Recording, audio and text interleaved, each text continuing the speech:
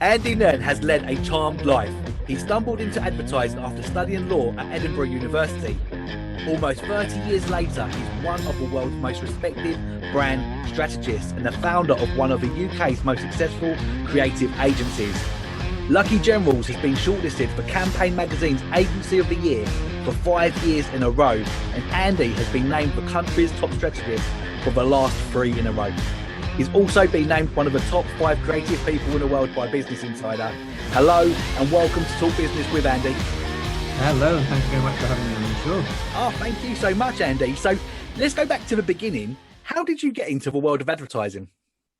I completely stumbled into it, if I'm honest. I did law at university and had no great interest or desire to get into advertising, but I really enjoyed law, and I liked sort of assembling all the facts and putting together a case for a client, I suppose.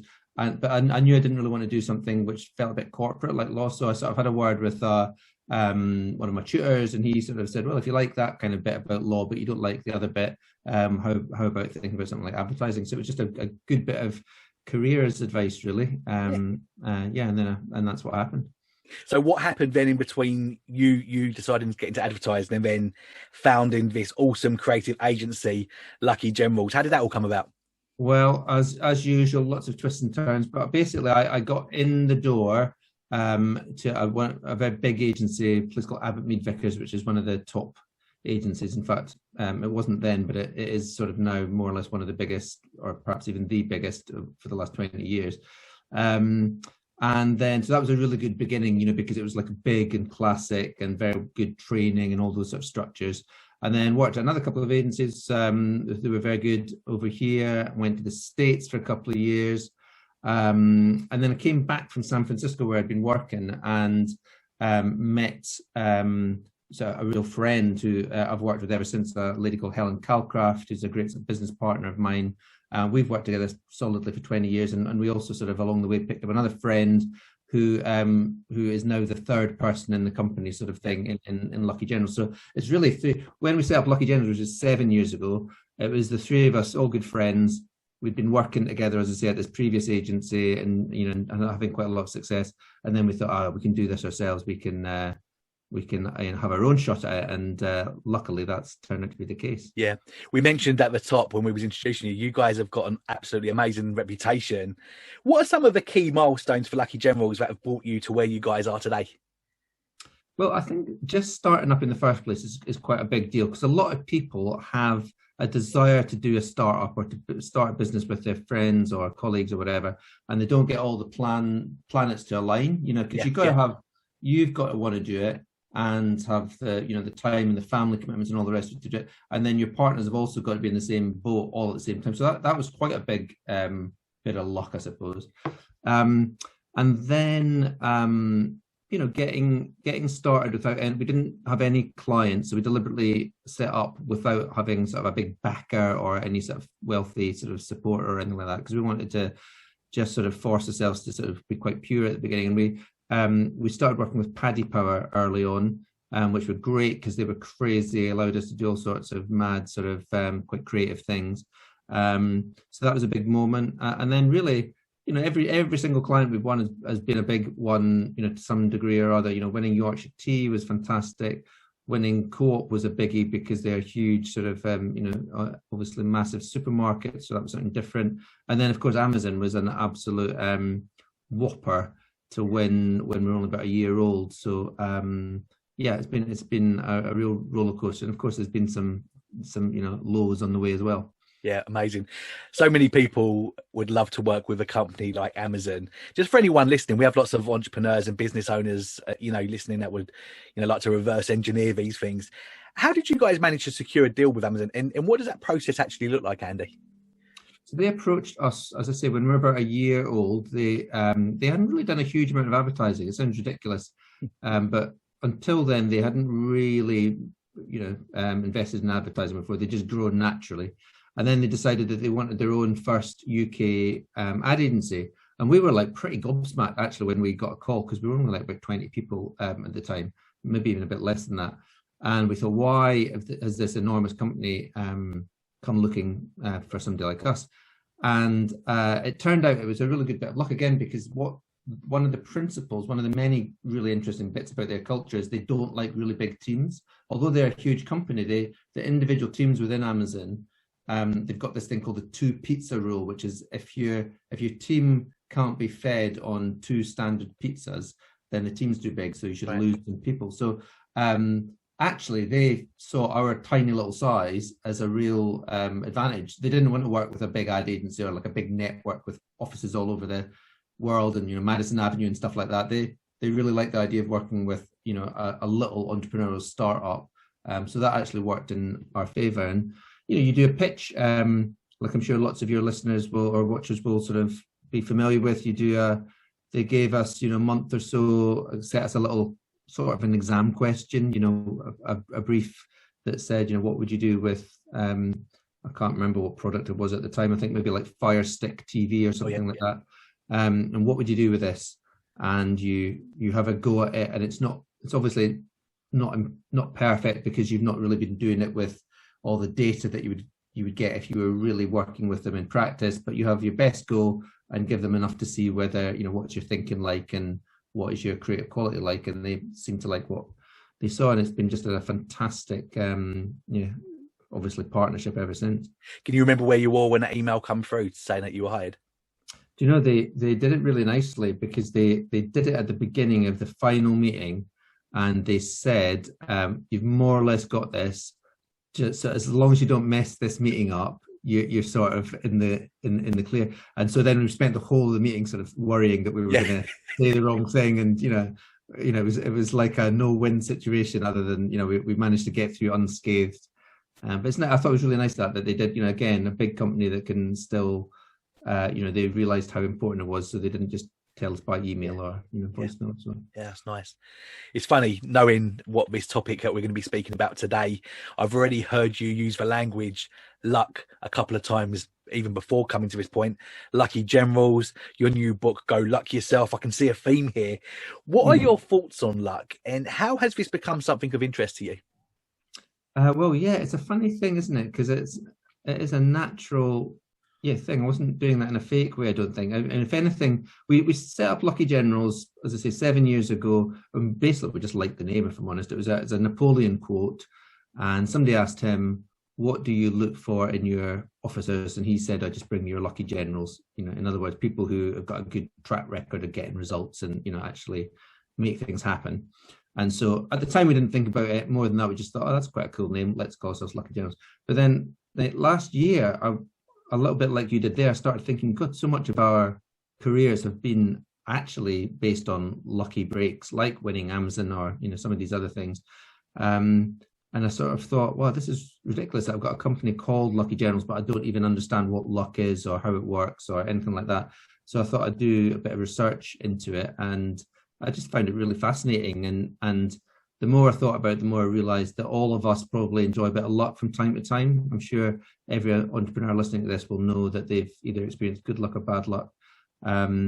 And I think really crucially, we can, if you're conscious of it, you can actually change and improve your luck. So actually, maybe we should think about it more often, because then we might be able to sort of stack the odds in our favor a wee bit.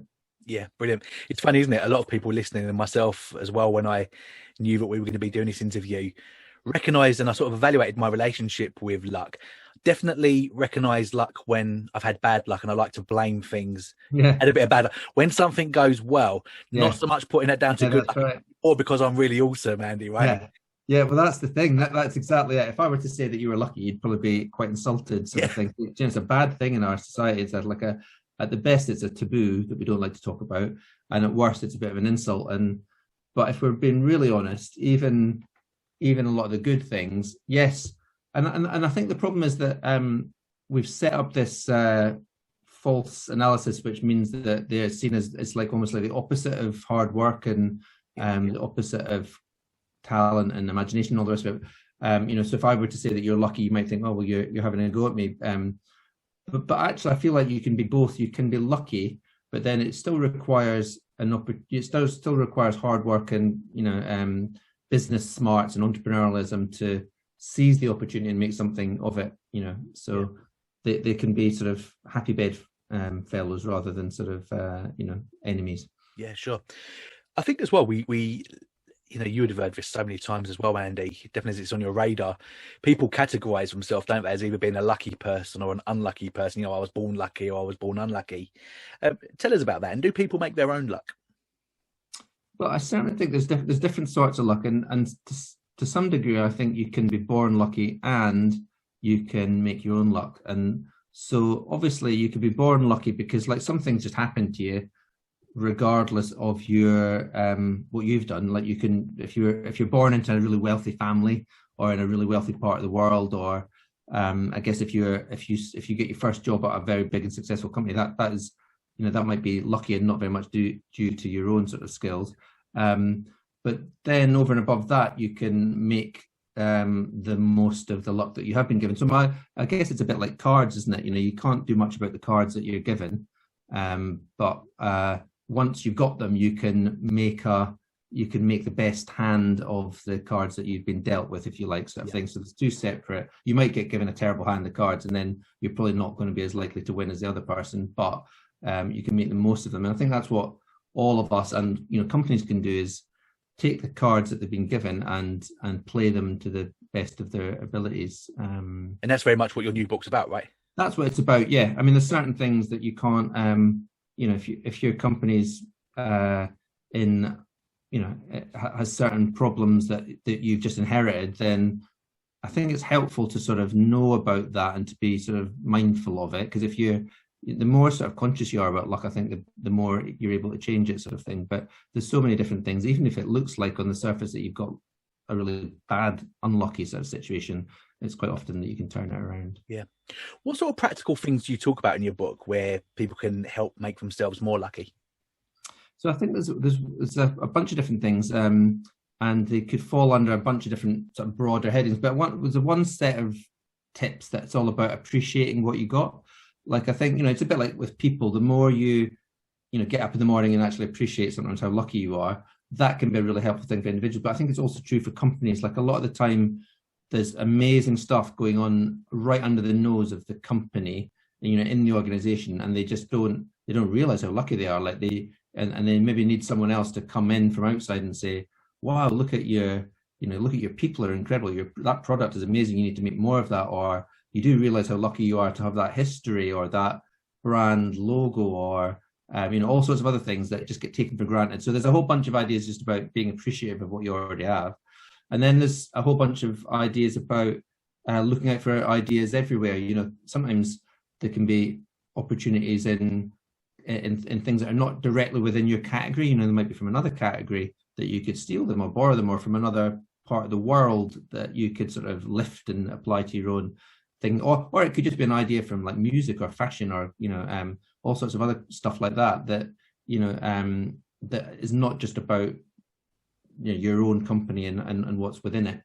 So there's lots of different ways to do that. And then I think the third thing is just about that thing we've already touched on, where you turn misfortune into bad fortune. Sometimes the very worst luck can be the thing that turns out to be your best luck. There's often a thin line between that, and sometimes you just have to lean into a problem and just kind of say, right, I'm going to take this thing which looks like a nightmare and I'm going to turn it into a good thing.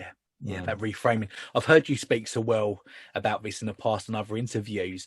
Can you give us some examples that spring to mind of companies that have reframed a negative situation and flipped it and turned it into something that is, works out to be really positive?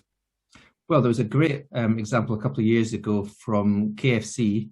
Yeah. And if you remember, they had probably the worst thing that could possibly happen if you run a fried chicken business, which is you run out of fried chicken. And, it's the biggest fiasco ever, wasn't it? Everyone was going crazy, lots of anger, embarrassment.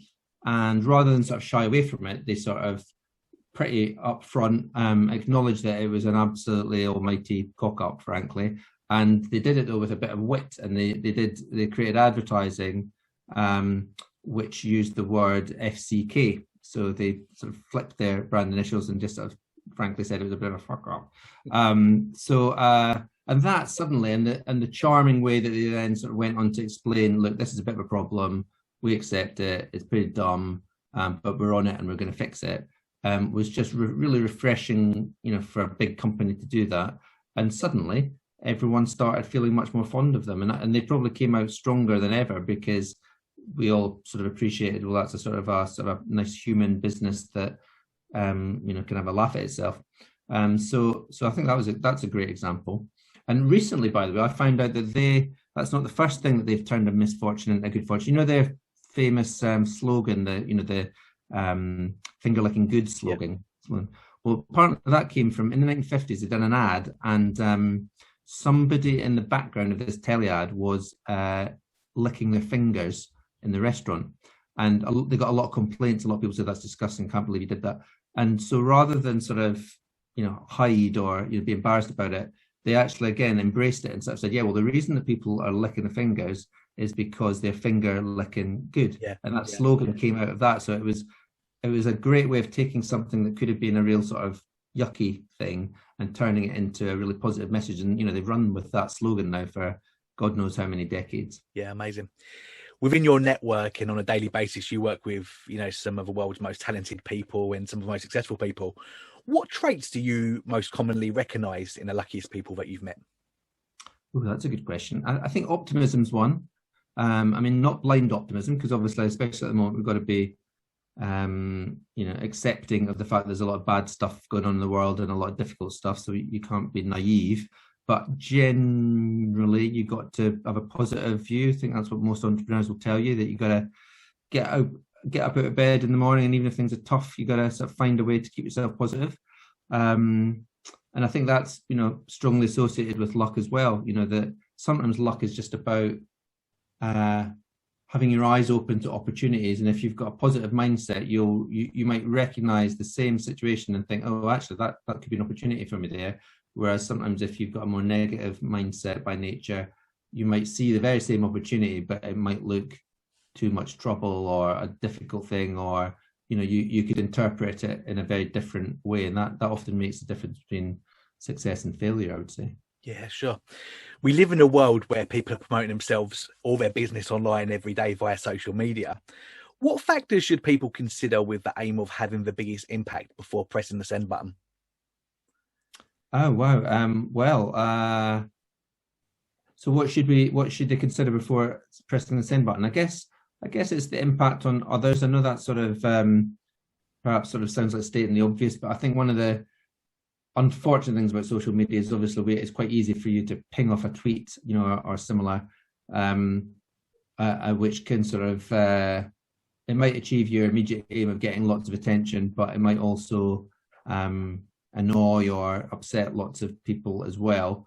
So, and I don't agree. There's that old adage that all publicity is good publicity. It's not. Believe me. If you say something, really hurtful or outrageous, and get 5 seconds worth of fame out of it, but end up losing loads of fans or customers or whatever, then that's not a worthwhile sort of thing to do. So, I guess it's just sort of understanding what people on the receiving end might think of it. Yeah, sure. In the world of internet marketing, luck plays a massive part. You could release the same video on YouTube on 2 different days, and one of them might end up getting 1,000 views, and the same video might end up getting tens of millions of views. What are the key ingredients in making a campaign go viral, and how do you become lucky in doing that? That is a good question. Do you know what? I'll tell you the surefire way not to have a viral success is to set out to try and have a viral success. Every time that ever somebody sort of said, can you make this go viral? It hasn't, because for some reason it plays on your mind and you're trying to do something that's not really a proper objective. So it's almost like you just need to do a really good job and then hope. And some luck does come into it. But I guess the things that tend to go really viral are they're things that have an extremely emotional sort of effect, like something that is either very funny, that is what do we share with people, isn't it? So we probably share really, really, really funny stuff, or the opposite, really, really outrageous, shocking stuff that makes us all cross, but we are so cross that we want to share it with other people, or maybe very moving stuff where we feel very strongly that we care about the subject.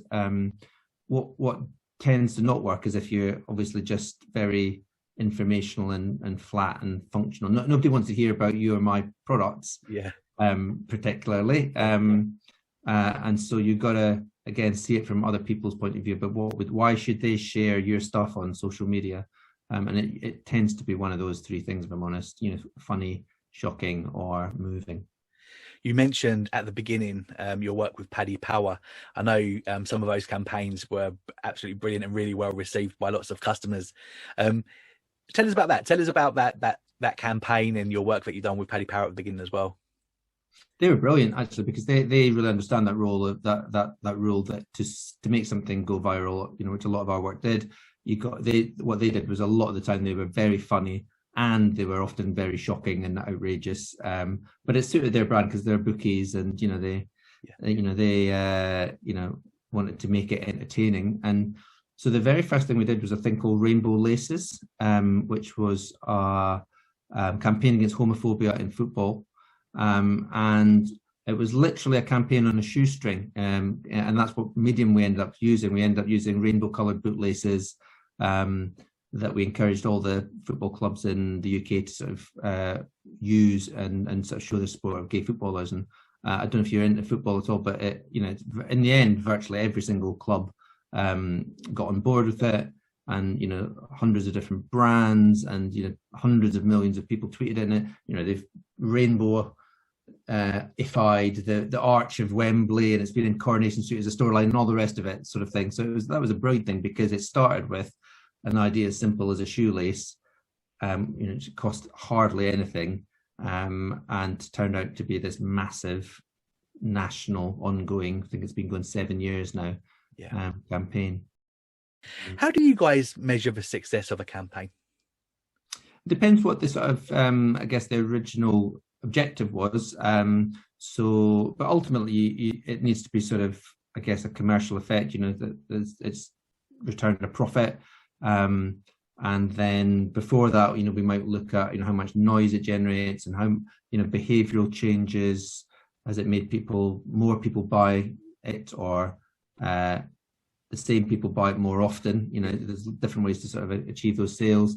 Has brand image gone up? But so there's lots of different sort of things we might look at depending what sort of campaign it is. But ultimately, at some point, it's got to generate sales, and increase your profits by more than the advertising cost in the first place. But it's quite a complicated thing, because sometimes you've got to look at that over quite a long period, because most campaigns don't make money during the course of the campaign. If you're advertising cars or something like that, people that don't see a car ad and then think, all right, I'm going to go out tomorrow and buy a BMW or something like that. But over the course of many, many, many years, you're putting people in a good state of mind about that particular brand. So you have to measure it over quite a long period, quite a lot of the time. Yeah. Is there one advertising campaign that stands out that a competitor has done that you stand back and go, I wish I thought of that? There's loads. I mean, I'm constantly thinking, damn, I wish I'd done that. But I mean, since we're just talking about cars there, there's a lovely, the idea of Audi campaign, their very long running campaign, Vorsprung durch Technik, I think is a fantastic campaign. I think it's about 40 years old or something like that. And it came from it's an agency called BBH, who are a very good big agency. And the boss of that agency, a guy called John Hegarty, who's a bit of a legend, creative genius, was doing a bit of a tour around the factory in Germany, and he spotted some poster on the wall. This is what I mean about appreciating what you got, because it's sitting on the wall. The writing was literally on the wall for anyone to see, but only he sort of spotted it and asked, what does that thing, Vorsprung durch Technik, mean? And they told him, it means progress through technology. And then he had the great sense to kind of take that idea and use it as the slogan in Britain for the advertising, but without translating it, which is like an absolute crazy thought when you think about it. I mean, you would think that nobody's going to understand it, and you'd be absolutely nuts to run an ad in a foreign language. But he sort of realized that actually that made it sound more interesting, more cool. We all think the Germans have got this amazing technical expertise, so Vorsprung durch Technik sounds like really impressive. And I just think that's a brilliant piece of thinking that has proved, very successful over 40 years, and there's not a lot of campaigns can go on that long. Yeah, amazing. What resources, books, podcasts, training courses have been most helpful in helping you grow your skill set over the years? Well, funnily enough, and this is probably a bad thing for me to say now because I'm trying to promote my own sort of business book, but I'm going to say that a lot of the time I like stuff that's not just about business. I think a lot of the time, if you can probably do yourself a lot of favors by reading stuff about sport or music or fashion or religion or the arts or any of those other sort of things. That actually helps you in your day job with your business, because it just makes you more rounded and gives you more places that you can nick ideas from, really. Yeah. So if anything, I've probably benefited from stuff like that, and watching a lot of mainstream telly and things like that, because in my line of work, it's important that we are in tune with the sort of things that the vast majority of people are watching and doing, and it's quite easy for us to live in a little bubble, somewhere in Soho, where we just care about advertising sort of stuff, and that's not the way. So my actual advice would be to not get, as I said, it's probably bad news for someone who's trying to promote a business book, but it's, apart from this one, make the exception for Go Luck Yourself, but for everyone else's books, just have a look at other stuff in other sectors, because that will give you a more sort of eclectic sort of range of influence. Brilliant. Andy, I've loved talking to you. The last half an hour has absolutely flown by. Do you have any closing thoughts? And also, how can people follow you on your journey? Well, people can follow me on Twitter. I'm at Andy Nairn. And actually, the final thing I'd like to say is that all the royalties for the book are going to a charity or an organisation called Commercial Break, who help working class kids get a lucky break into the industry. So I think that's something I'm really passionate about. It's quite, obviously it's tough for everybody right now, but it's particularly tough if you're trying to get in the front door into the media industries, and often a lot of people from that background find it even tougher still. So I like the idea of writing a book about luck that might bring a bit of luck to other people too. So if you can support causes like that, and one of them might be to buy the book, then that'd be lovely too. Yeah, that's brilliant. Well, we're going to put the link to your book and your Twitter account and your website in the description below. Andy, thanks again for your time. I've really enjoyed it. No, I've really enjoyed it too. Thank you very much. Cheers. Thank you.